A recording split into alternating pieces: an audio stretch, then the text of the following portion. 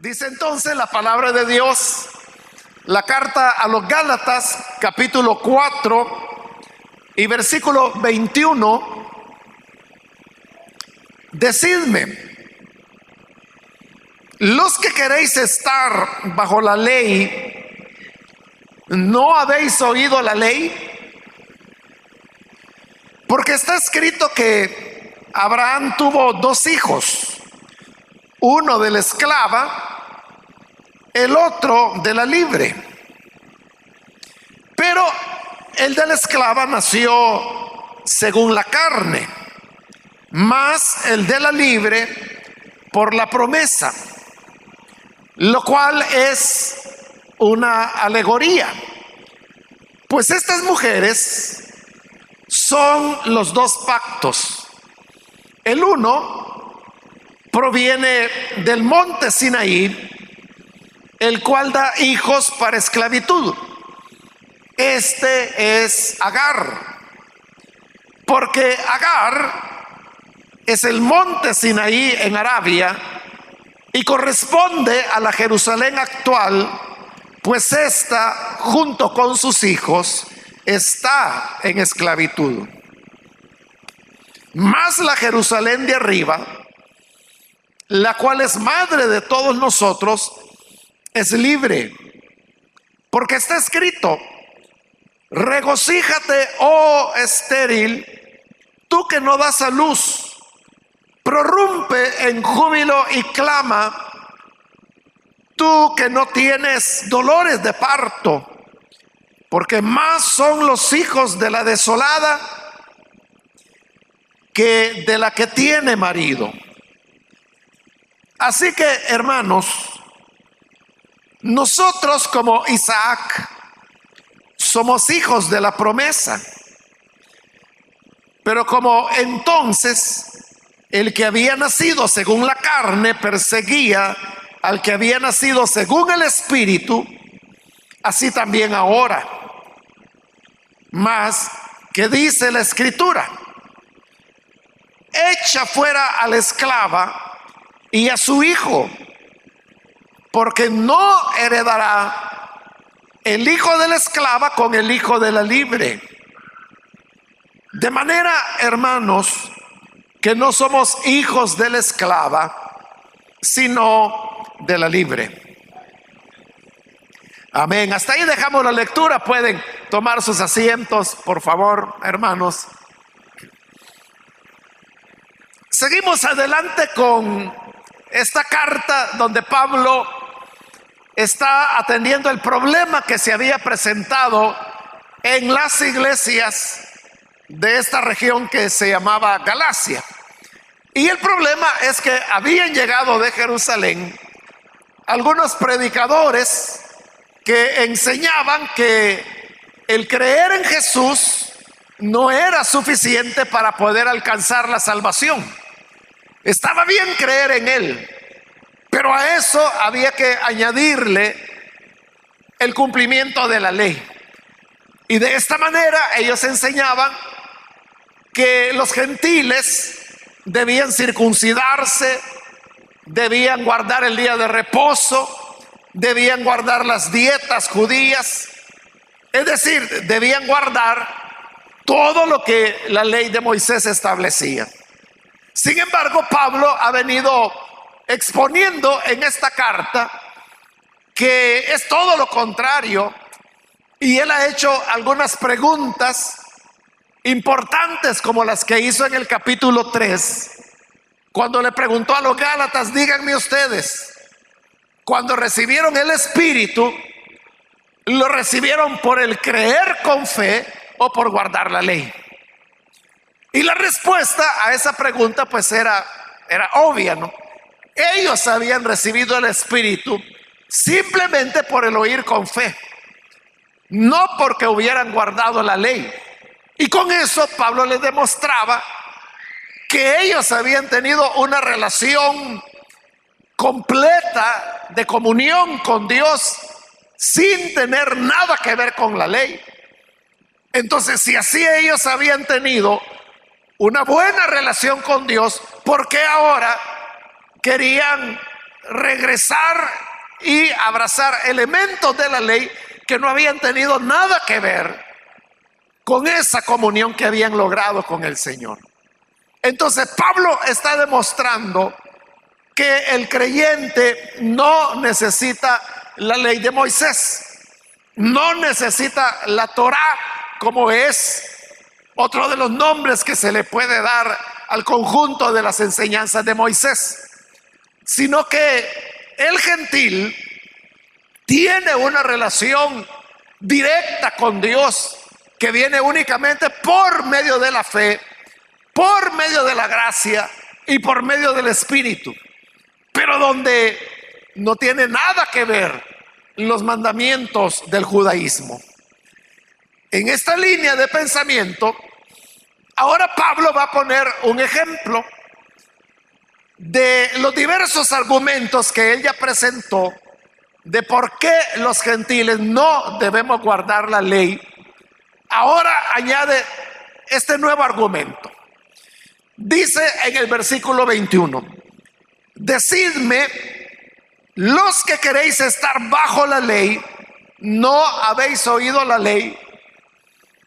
Porque esa era la enseñanza que habían llevado los judaizantes. Ese era el nombre que se le daba a esos predicadores que venían de la iglesia de Jerusalén y que continuaban pensando que era necesario guardar la ley para poder ser salvados. Por eso Pablo les dice: bueno, ustedes quieren estar bajo la ley, les encanta la ley, están loquitos por la ley. Entonces, si tanto les gusta la ley, ¿por qué no han oído lo que la ley dice? Y Pablo toma una historia de uno de los libros de Moisés, que es el libro de Génesis, y nos dice en el versículo 22: porque está escrito en el libro de Génesis que Abraham tuvo dos hijos, uno de la esclava y el otro de la libre. Recordemos esta historia que, como dije, se encuentra en el libro de Génesis. Dios había sacado a Abraham y a su esposa de la ciudad de Ur y les había dicho que los iba a llevar a otra tierra que sería de ellos y de su descendencia para siempre. Y les dijo que ellos serían padre de multitudes. Sin embargo, ellos llegaron a la tierra en esa época llamada de Canaán, se establecieron allí por varios años, y eso fue lo que ocurrió, que el tiempo pasó, los años transcurrieron, y Sara, la esposa de Abraham, no podía tener hijos por varias razones. En primer lugar, porque Abraham ya era un hombre avanzado en edad, su esposa también, hacía varias décadas que ella había dejado de tener sus periodos menstruales, y aun cuando los había tenido en su juventud, ella había sido estéril. De manera que, pensando en que no era posible que la promesa de Dios se cumpliera, tanto Abraham como Sara tomaron una decisión, y es que dijeron: bueno, a lo mejor Dios lo que necesita es que le demos una ayuda. Sara tenía una criada, una esclava, que era egipcia, que se llamaba Agar. Entonces le dijo a Abraham: mira, acuéstate con ella, tengo un hijo con ella, y el hijo que ella tenga será mi hijo, dijo Sara. Porque así es como funcionaban legalmente las cosas en la época. Agar, como dije, era esclava de Sara. Esto significa que Sara era la propietaria de Agar. y consecuentemente los hijos que Agar pudiera tener eran también propiedad de su ama, que era Sara. Abraham le pareció que a lo mejor este era el camino por el cual Dios quería cumplir su promesa. Tiene relaciones con Agar, la cual resulta embarazada, y un tiempo después da a luz y resulta que es un varón. Ismael viene y le pone, perdón, Abraham viene y le pone por nombre Ismael a su primer hijo. Y Abraham estaba contento porque dijo, bueno, gracias Señor, porque al fin cumpliste la promesa de que yo sería padre de multitudes. Al fin tengo un hijo. Pero inmediatamente el Señor le dijo, no, ese no es el hijo que yo te prometí. Ese es un hijo que ustedes decidieron tener. Pero la promesa que yo te he dado es que tu hijo nacerá de Sara, tu esposa. Este primer hijo, Ismael, creció y llegó más o menos a los 12 años de edad, cuando finalmente el Señor visitó a Sara. Ella queda embarazada y entonces nace ya el hijo de la promesa, que se le llama de la promesa porque nació como resultado de la promesa que Dios le había dado a Abraham y a Sara de que ellos serían padres. Este segundo hijo de Abraham recibe el nombre de Isaac. Entonces hoy tenemos que Abraham tenía dos hijos. Uno era hijo de Agar, la esclava, y el otro era hijo de Sara. Y este había nacido por la promesa. A eso se refiere Pablo cuando dice en el versículo 22, está escrito que Abraham tuvo dos hijos, uno de la esclava, el otro de la libre. Y continúa diciendo en el 23, pero el de la esclava nació según la carne, más el de la libre por la promesa, que es lo que le acabo de estar explicando. Cuando dice que el hijo de la esclava nació según la carne, se refiere a que nació como resultado de una iniciativa puramente humana, porque fue una decisión que tomó Abraham por una sugerencia que su esposa Sara le había hecho. Lo que Agar pensara no importaba, porque ella era una esclava. Entonces eran sus amos los que habían tomado la decisión, pero esta era una decisión humana. A eso se refiere Pablo cuando dice que el hijo de la esclava nació según la carne, porque dependió de una decisión que ellos como humanos tomaron. En cambio, el hijo de la libre, que era Isaac, el hijo de Sara, dice que nació según la promesa, porque eso fue en el momento que menos esperaban. Ya Abraham tenía para entonces 100 años de edad, Sara tenía 90. Por eso es que un año antes de que Isaac naciera, el Señor llegó a visitar a Abraham, y en esa plática Dios le dijo, de aquí a un año Sara concebirá y dará a luz un hijo.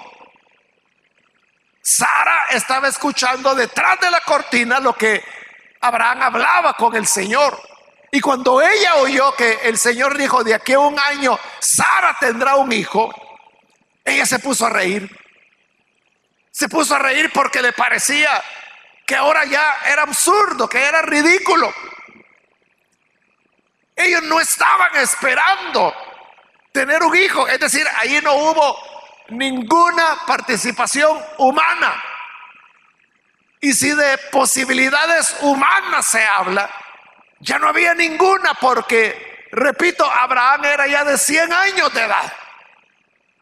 El libro de Hebreos dice que Abraham ya estaba como muerto, así dice el libro de Hebreos, con lo que quiere expresar que Abraham ya no tenía ninguna potencia sexual como para poder embarazar a su esposa. Sara, por su lado, tenía 90 años, hacía décadas que había tenido su último periodo, y además de eso, como le dije, toda la vida ella había sido estéril. Pero como también lo dice Pablo en su carta a los Romanos, Abraham creyó en esperanza contra esperanza. Aunque no había ninguna posibilidad humana, él creyó. Y tal como el Señor le había dicho, un año después nació Isaac. Por lo tanto, allí no fue un nacimiento de carne o de voluntad humana o de iniciativa humana. Todo fue producto de la promesa que el Señor había dado. Bien, esto es, hermano, la historia que usted puede encontrar allí en el libro de Génesis y a la cual Pablo hoy está haciendo referencia. Pero mire ahora el versículo 24. Él dice, lo cual, o sea, esta historia es una alegoría. ¿Qué quiere decir Pablo con eso de que es una alegoría? O sea, no está diciendo que la historia no ocurrió o que era un invento. No. Lo que él está diciendo es que ese relato, aparte de contar lo que cuenta y que yo le he resumido, tenía un mensaje o un significado que estaba oculto. Y a eso es a lo que Pablo le llama alegoría. Con lo cual él está diciendo, oigan, no es simplemente que Abraham tuvo una mujer esclava y una mujer libre, y que tuvo un hijo con la esclava y otro con la libre. O sea, eso ocurrió, eso así fue, pero eso tiene un significado porque eso es una alegoría. De hecho, hermanos, lo que Pablo está haciendo acá, de interpretar alegóricamente la historia de Abraham, es lo que muchos predicadores hacen hasta el día de hoy. Y a esto de buscar alegorías, precisamente se le llama así, el método alegórico de interpretación de la Biblia. Es una manera como se puede interpretar la Biblia, de manera alegórica. El primer teólogo, diríamos, que comenzó a interpretar la Biblia de manera alegórica fue uno de los padres de la iglesia. Él se llamaba Orígenes, y Orígenes ha sido uno de los teólogos más prolíficos que ha habido en los 2000 años de cristianismo. Uno de los hombres que escribió más que cualquier otro.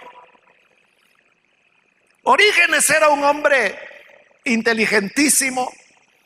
Él podía tener a veces hasta 4 secretarias, y a cada una él estaba dictando un libro diferente.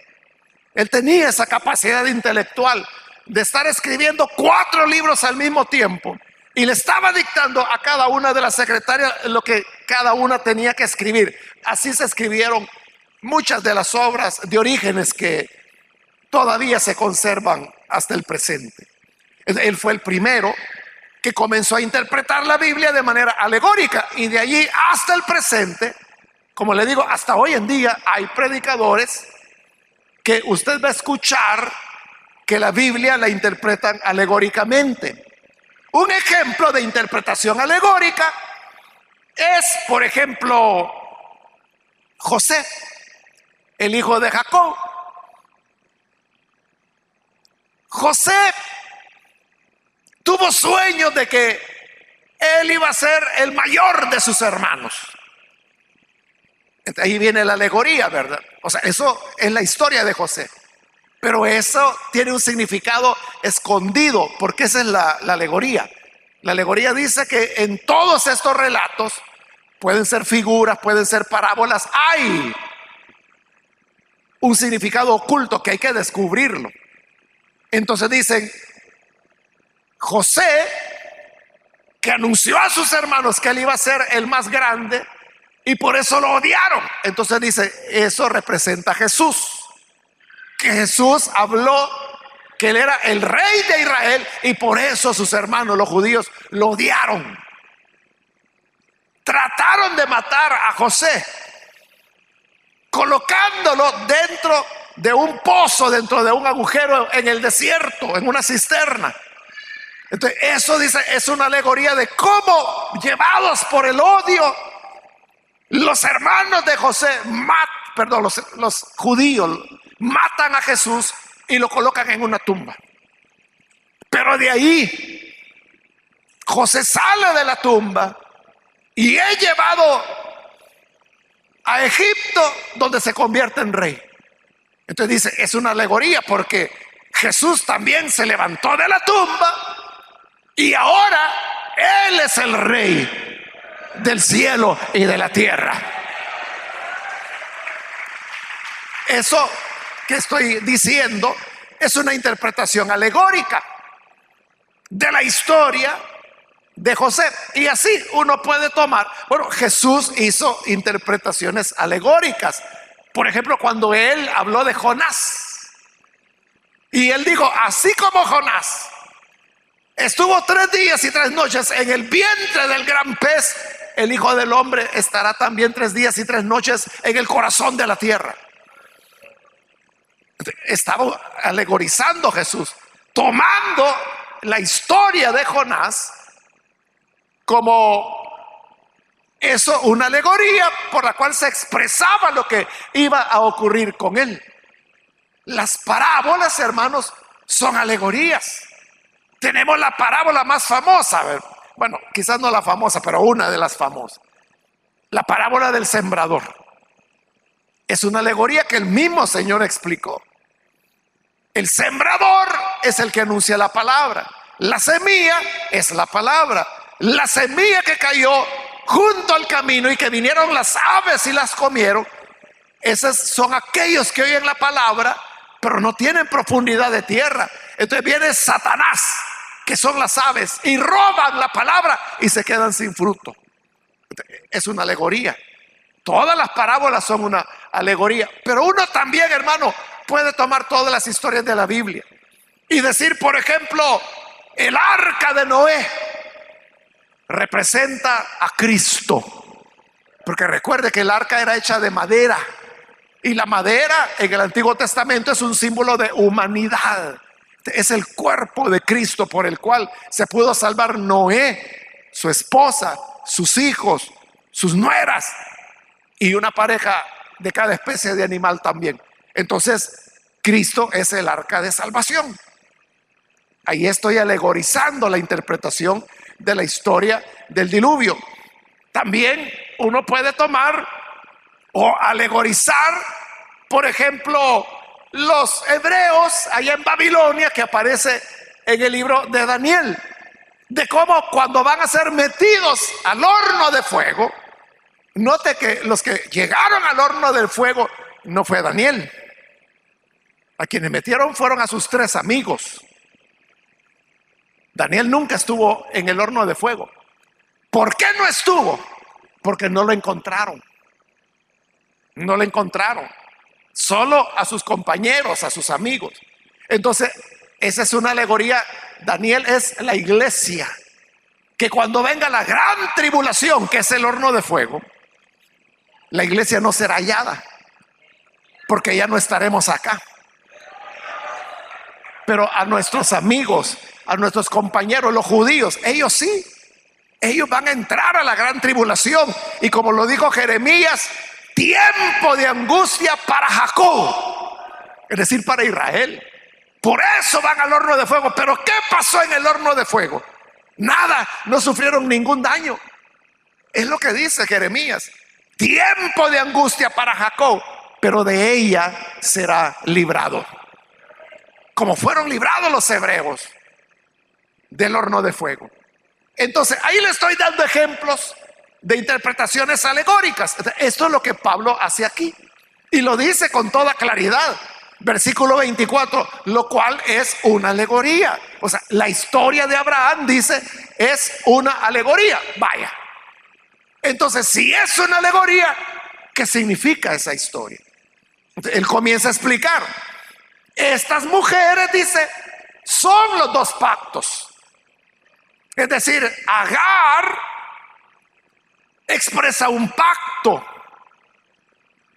y Sara representa otro pacto. ¿Cuáles pactos? El pacto de la ley y el pacto de la gracia por el sacrificio de Cristo. Dice, el uno, o sea, un pacto, proviene del monte Sinaí, porque recuerde que en el monte Sinaí Dios le entregó la ley a Moisés, el cual da hijos para esclavitud. Este es Agar. Como le decía hace un momento, los esclavos, las esclavas en este caso, porque era una mujer, Agar, eran propiedad de sus amos. Y cuando los esclavos tenían hijos, los hijos también eran propiedad de sus amos. Eso es como que si usted tuviera una gallina y dice, bueno, yo quiero que me den pollitos. Entonces consigue un gallo para ser la pareja, pero usted es el dueño de la gallina y del gallo. Entonces cuando los pollitos nacen, ¿quién es el dueño? Usted, porque usted es el dueño de los padres, ¿verdad? Del gallo y de la gallina. Igual fuera, si hablamos de vacas, si hablamos de caballos, o sea, es lo que hace la gente, ¿verdad? Busca hacer las parejas para que se multipliquen. Hay gente que cría conejos, que son bien fáciles de reproducir, ¿verdad? Entonces tienen el conejo y la coneja para que se crucen y ahí vienen los conejitos. ¿Y quién es el dueño de los conejitos? El dueño de los padres. Igual si fueran perros, si son cachorros, ¿quién es el dueño de los cachorros? El dueño del perrito y de la perrita. Lo mismo era con los esclavos. Entonces, si los hijos que nacían de los esclavos eran propiedad del amo, ¿qué significaba eso? Que los hijos eran esclavos también. No nacían libres, nacían en esclavitud. Y por eso es que Pablo está diciendo que ese pacto del monte Sinaí, es decir, el de la ley, da hijos para esclavitud. ¿Por qué son esclavos? Porque este es Agar. O sea, este pacto de la ley es Agar, la esclava. De los hijos que la esclava pueda tener siguen siendo esclavos. Entonces la enseñanza que Pablo está dando es que todos aquellos que permanecen bajo la ley están en esclavitud. Están en esclavitud de la ley misma. La ley, los mandamientos, es una esclavitud.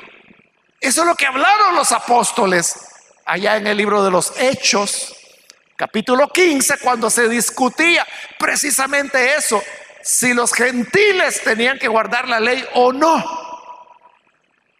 Entonces fue cuando los apóstoles argumentaron y dijeron, mire, ¿y por qué vamos a poner sobre los gentiles una carga? Así dijeron, una carga que ni nosotros ni nuestros padres han podido llevar. O sea, no seamos tan de al tiro, ¿verdad? Si ni nosotros ni nuestros padres pudieron llevar esta tremenda carga, ¿para qué se la vamos a poner los gentiles? Era una carga, era una esclavitud, no era un deleite. Ahora, Pablo va a establecer las alegorías y dice en el 25, porque Agar, o sea, la esclava, es el monte Sinaí en Arabia.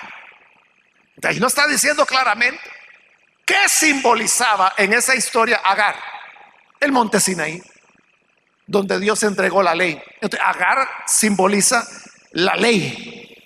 Y dice, corresponde a la Jerusalén actual, a la ciudad de Jerusalén, que ahí estaba en ese momento, aún no había sido destruida.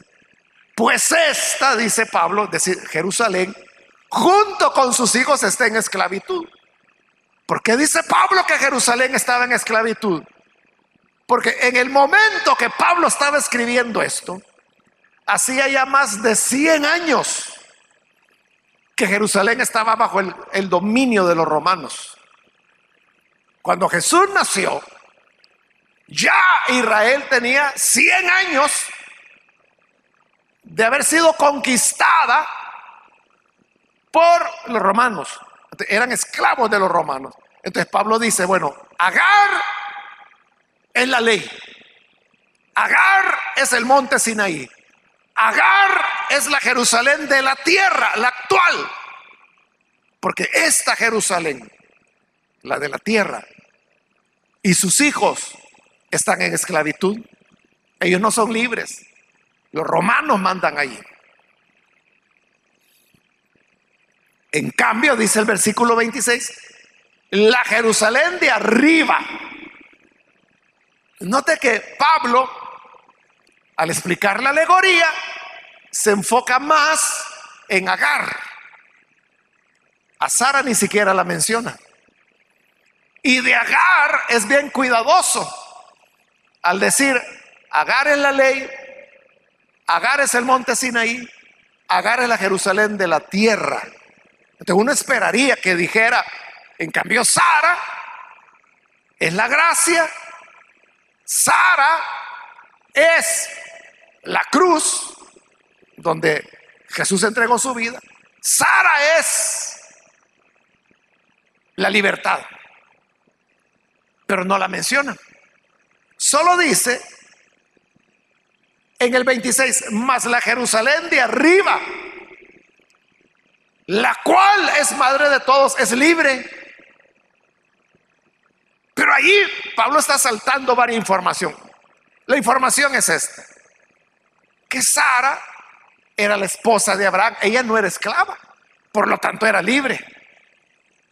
Y por lo tanto los hijos que Sara tuviera iban a ser libres. Entonces, lo que Pablo se ha saltado es decir que Sara es libre, eso lo dice, pero no dice que Sara es una alegoría de la gracia de Dios, que Sara remite al evangelio y que Sara es la Jerusalén de arriba. Porque la Jerusalén de arriba, hermanos, no hay quien la esclavice. La de abajo, la de la tierra, esa estaba bajo el control de los romanos. Pero la Jerusalén de arriba, no hay quien la toque. Esa Jerusalén es la que el Apocalipsis dice que la vio descender del cielo de Dios a la tierra. Pero por ahora está ahí arriba. Pablo le llama la Jerusalén de arriba. Esa es libre y da hijos para libertad, igual que Sara. Porque dice, está escrito, versículo 27. Y ahí él cita al profeta Isaías. Fíjese que en realidad este pasaje que Pablo cita de Jeremías no tiene nada que ver con Sara. Porque si usted va al libro de Isaías y encuentra el pasaje, se va a dar cuenta que Isaías, de lo que está hablando ahí, es de Israel, que ha sido llevado a la cautividad en Babilonia. Pero les está dando palabras de esperanza y les está diciendo que hoy, como pueblo cautivo, son como una mujer estéril que no da luz, dice, que no puede tener hijos. Entonces le da palabras de esperanza diciéndole, regocíjate, oh estéril, tú que no das a luz, prorrumpe en júbilo, clama, tú que no tienes dolores de parto, porque más son los hijos de la desolada que de la que tiene marido. Entonces lo que Isaías está diciendo es: Jerusalén volverá, Israel volverá. Israel no va a estar cautivo para siempre, sino que volverá a tener hijos, volverá a tener descendencia, volverán a ser libres. Eso es lo que Isaías está diciendo. Pero Pablo lo cita con relación a Sara, porque Sara también fue estéril. Entonces, por eso cita a Isaías, que dice: regocíjate, oh estéril, como que si las palabras hubieran sido dichas a Sara, cuando realmente Isaías profetizó más de 1000 años después de Sara. Pero Pablo toma el pasaje como que si fuera dirigido a Sara, Dios diciéndole: regocíjate, oh estéril, tú que no das a luz, prorrumpe en júbilo y clama, tú que no tienes dolores de parto, porque más son los hijos de la desolada de la que tiene marido. Entonces lo que quiere mostrar Pablo es que Sara es lo que Dios dijo, madre de multitudes. Pero como está diciendo que esta Sara es la gracia, es la Jerusalén de arriba, entonces la multitud de descendientes libres, no esclavos, libres, que tiene Sara, somos nosotros los que hemos creído en el evangelio de Jesús. Eso es lo que él está diciendo. Versículo 28. Así que, hermanos, va a sacar la conclusión: nosotros, como Isaac, somos hijos de la promesa. Nosotros no somos hijos de la carne, porque esa es una enseñanza que Pablo ha estado dando acá. Y es que la ley toda se maneja y se mueve sobre la base del esfuerzo humano. Es lo que Moisés dijo cuando recibió la ley: el que haga estas cosas, es decir, el que cumpla todo lo que la ley dice, vivirá, se va a salvar, tendrá la vida. Pero tienes que cumplirlo. ¿Y quién lo hace? Tú debes hacerlo. Entonces es la carne. Pero dice Pablo: nosotros no somos hijos de la carne, como Ismael, que era hijo de la carne, sino que nosotros somos hijos de la promesa. No tuvimos que hacer nada más que recibir la promesa que Dios había dado a Sara, y que según la alegoría es para Cristo, es para su evangelio, es para su gracia. Nosotros somos hijos de la gracia de Dios, y siendo hijos de la gracia de Dios, somos hijos de la promesa, de las promesas de salvación de Dios. Pero dice en el versículo 29: como entonces, y vuelve a la historia de Abraham, ¿verdad? El que había nacido según la carne perseguía al que había nacido según el Espíritu. Así ocurre también ahora, dice. Lo que ocurrió es que cuando Isaac nació, le dije que Ismael, el primer hijo de Abraham, ya tenía como 12 años. Nació el otro bebé, el hijo de la promesa, Isaac, hijo de Abraham y Sara, y no hubo problema. El tiempo siguió pasando hasta, dice el libro de Génesis, que llegó el momento para destetar al niño, para destetar a Isaac. ¿Y qué significaba eso de destetar? Significaba que ya Sara no le iba a dar más de amamantar, ya no le iba a dar pecho, como decimos. Entonces eso de destetarlo era, hermanos, para ellos una fiesta, hacían una fiesta. Y llegó el día de la fiesta cuando Isaac iba a ser destetado. Como en otras ocasiones le he explicado, en esa época la lactancia materna era mucho más prolongada. O sea, lo usual era que las madres amamantaban a sus hijos, a sus hijas, por aproximadamente 2 años. Y no es que las mujeres de esa época fueran más fuertes que las de ahora. Lo que ocurre es que hoy la gente no tiene la práctica. Pero si una madre hoy en día amamantara a su hijo y a su hija y siguiera haciéndolo, porque las mamas en realidad son una glándula gigante, ¿verdad? Pero son glándulas. Entonces, las glándulas de nuestro organismo funcionan así. Mientras más le pide usted, más produce. Entonces, si las mamas lo que producen es leche materna, mientras el bebé más mama, el pecho va a producir más leche. El pecho deja de producir leche cuando el bebé ya no amamanta. Entonces, como ya no le piden, ya no produce. Y lo que ocurre hoy en día es que la gente tiene la mentalidad. ¿Qué edad tiene el niño? 6 meses. Uy, qué sinvergüenza. Y todavía le está dando de mamar. No, que no sea haragán. Comience a darle fórmula. Comience a darle pacha. Como le decimos al biberón nosotros en El Salvador. Pacha le decimos. La gente de otros países no entiende eso. ¿A qué nos referimos cuando hablamos de pacha? Por eso hago la aclaración, ¿verdad? Para los que nos están viendo en otro lugar, que es el biberón.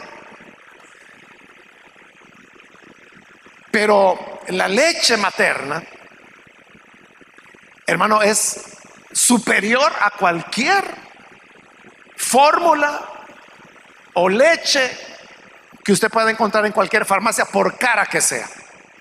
La gente tiene una percepción equivocada, ¿verdad? Cree que es parte del desarrollo del bebé quitarle la leche materna y comenzarle a dar ya otras cosas. Pero un bebé puede llegar hasta los 2 años de edad. O sea, ya el niño camina, ya casi va a kinder, ¿verdad? Y todavía está siendo amamantado. Eso es lo que ocurría en esta época. Entonces, si hemos dicho que cuando Isaac nació, Ismael tenía aproximadamente 2 años, entonces significa que cuando fue la fiesta del destete de Isaac, ya Ismael ya tenía 13 o 14 años por ahí. Es decir, ya era un muchacho, ¿verdad? Y en cambio Isaac era un bebé de 2 años aproximadamente. Y dice la Biblia que en esa fiesta Ismael comenzó a burlarse de Isaac. ¿En qué consistía la burla? La Biblia no dice, pero sí dice que Sara vio y oyó que Ismael, que ya era un jovencito de 14 años, se estaba burlando de su queridísimo Isaac, el niño que solo tenía 2 años. Y eso le desagradó a ella. De eso está haciendo referencia Pablo ahora, cuando dice, entonces, es decir, en esa época, el que había nacido según la carne, que era Ismael, perseguía al que había nacido según el espíritu, que era Isaac. Lo estaba molestando, lo estaba acosando. Igual, dice Pablo, es también ahora. Así también ahora. ¿Y a qué se refiere Pablo? A eso, a los judaizantes. ¿A qué habían llegado a Galacia? A acosar a los hermanos. Los que eran hijos de la ley, es decir, los que eran esclavos, hijos de la carne, de la Jerusalén que estaba cautiva, porque de ahí venían, de la iglesia de Jerusalén. Vienen a perturbarlos a ustedes, vienen a confundirlos. No se extrañen, porque así fue en aquella época. Ismael molestando, burlándose y acosando a Isaac, el hijo de la promesa. Igual, ellos ahora nos acosan a nosotros, los que no dependemos de la ley, sino de la gracia del Señor. Versículo 30. Mas que dice la Escritura, porque con eso comenzó Pablo, ¿verdad? Diciendo, oigan, ustedes que están locos por la ley, ¿no han leído la ley? Entonces ya le digo, está escrito que Abraham tuvo 2 mujeres, una esclava, la otra libre. Pero hoy otra vez les está diciendo en el 30 que dice la Escritura. ¿No la han leído? ¿No han leído la historia? Lo que la Escritura, lo que Dios le dijo a Abraham fue, echa fuera a la esclava y a su hijo, porque no heredará el hijo de la esclava con el hijo de la libre. ¿Qué fue lo que pasó? Lo que le estaba diciendo. Sara vio en la fiesta del destete que Ismael se burlaba de Isaac, y eso le enojó mucho a Sara, y le fue a decir a Abraham, y le dijo: mira, Abraham, ese hijo que tú tuviste con la esclava se está burlando de Isaac, lo está molestando, lo está acosando. Yo no quiero, le dijo, que mi hijo vaya a heredar con el hijo de la esclava, así que por favor, sácalos de la casa, échalos, que se vayan, yo ya no quiero que vivan acá. Y dice el libro de Génesis que eso le dolió a Abraham, porque Ismael era su hijo, era su primer hijo, y su esposa le está diciendo que lo eche. De Abraham estaba consternado, triste, dolido. Pero entonces Dios le habló, y Dios le dijo a Abraham: mira, Abraham, no te pongas triste, y que tampoco te parezca cruel lo que Sara ha dicho. Ella tiene razón. Haz lo que ella dice, porque es verdad. El hijo de la esclava, el hijo de la carne, no va a heredar con Isaac, porque mi promesa, que yo haré de ti una gran descendencia, será en Isaac, no en Ismael. Entonces, al día siguiente, temprano, Abraham tomó un odre con agua, un pedazo de pan, se los entregó a Agar y le dijo: Agar, lo siento mucho, pero el Señor me ha dicho que se tienen que ir, los tengo que echar, así que toma a tu hijo y vete. Y ahí Agar tuvo que tomar a Ismael e irse de la casa. Nunca más volvieron, porque era el Señor el que estaba diciendo: no van a heredar juntos. Entonces hoy, recordando eso, Pablo dice: ¿no han leído la Escritura? La Escritura lo que dice es: echa fuera a la esclava, que es la ley, y a su hijo, que son los judaizantes. Pero note lo que Pablo está diciendo: échenlos, desháganse de la ley, desháganse de los judaizantes, porque no van a heredar. Ustedes, que son los hijos de la promesa, no van a heredar con los judaizantes, ellos van con otro destino. Ustedes son los hijos de la promesa. Entonces, basándose en la misma ley, les está diciendo: rompan relaciones con ellos, no los escuchen, expúlsenlos de la iglesia. Así como Abraham arrojó a Agar y a su hijo de casa, ustedes a estos sáquenlos de las congregaciones, que no vuelvan a molestarlos. Y termina en el 31: de manera, hermanos, que no somos hijos de la esclava, sino de la libre.